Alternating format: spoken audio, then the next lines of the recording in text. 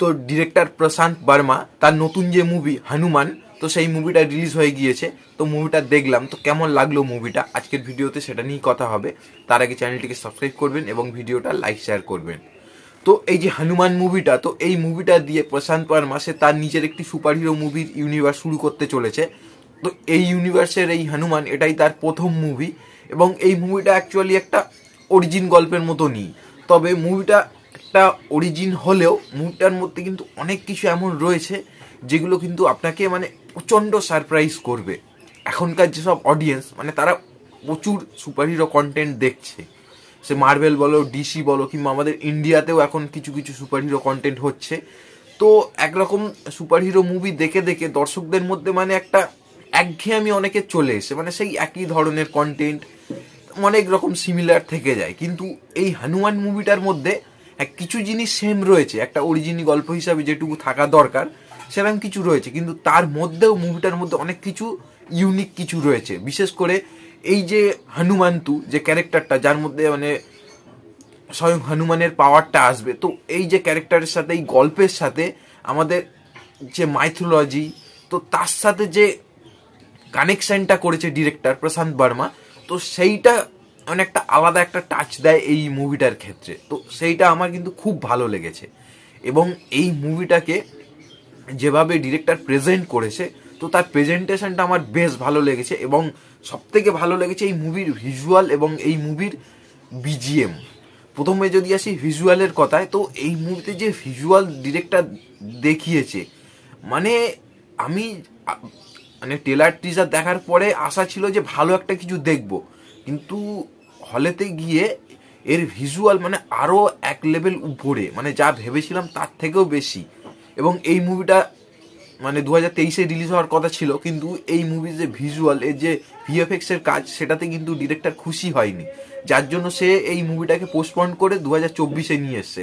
এবং সেটার ফল দেখাই যাচ্ছে যে ভিএফএক্সে ডিরেক্টর কতটা উন্নতি করেছে। এবং এই মুভিটার যে বাজেট 30 কোটির আশেপাশে বাজেট, কিন্তু খুবই অল্প বাজেট, কিন্তু সেই বাজেটে এই মুভির যে ভিএফএক্স দেখে আপনার মনে হবে যে কম করে এই মুভিটা হয়তো 300-400 কোটি টাকায় বানানো।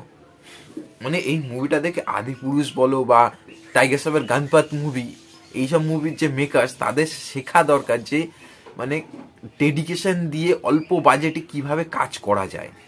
এবং এই মুভিতে যে পারফরমেন্সের কথায় যদি বলি, তো এখানে সব থেকে ভালো লেগেছে হচ্ছে ওয়ারালক্ষ্মীর যে ক্যারেক্টারটা, মানে এই মুভির যে হিরো তেজা সারজা, তো তার যে দিদির ক্যারেক্টারটা করে ওয়ারালক্ষ্মী, তো এখানে সে সব থেকে মানে তাকে সব থেকে বেশি ভালো লেগেছে এই মুভিতে।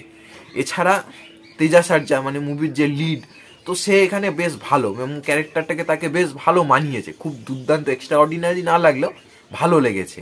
এবং এখানে যে ভিলেনের ক্যারেক্টারটা আছে তাকেও বেশ ভালো লাগে, এবং তাদের পারফরমেন্সও ভালো। তবে ওয়ারালক্ষ্মীর ক্যারেক্টারটার পারফরমেন্স সব থেকে বেশি ভালো লেগেছে আমার এই মুভিতে। এবং এই মুভিতে যে বিজিএমের যে কথাটা বললাম, তো বিজিএম মানে এই মুভিতে যে সাউন্ডের কাজটা কিন্তু খুব ভালো হয়েছে, এবং অ্যাকশন সিকোয়েন্সে যে ব্যাকগ্রাউন্ড মিউজিকগুলো বাজতে থাকে, তো সেগুলো মানে আরও মানে অ্যাকশনগুলোকে একটা আলাদাই মাত্রা দেয়। এবং তার সাথে কিছু কিছু সময় আরও যেসব বিজিএমগুলো বাজে, এবং হনুমান চাল্লিশাকে যেভাবে ব্যবহার করা হয়েছে কিছু জায়গায়, তো সেগুলো খুব ভালো লাগে।